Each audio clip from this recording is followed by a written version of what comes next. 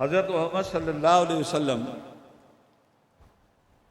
की पैदाइश से पहले, उनके बर्थडे से पहले उनके फादर का इंतकाल हो चुका था। यतीम पैदा हुए थे।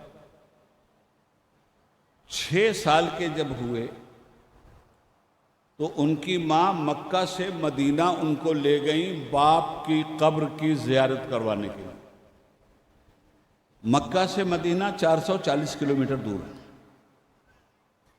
8 साल के हुए, 10 साल के हुए, बच्चों में खेलना नहीं, गलत बात करना नहीं। उनके जो शत्रु थे, जिन्हें इस्लाम से दुश्मनी थी, उन्होंने भी कभी उनके ऊपर झूठा होने का इल्ज़ाम नहीं लगाया। जब तक उन्होंने प्रॉफिट होने का ऐलान नहीं किया था, वो सारे लोग जो बाद में दुश्मन बने, वो उनको अस्सादिकुल वादुल अमीन कहते थे कि मोहम्मद वादे का सच्चा है, अमानत का पक्का है।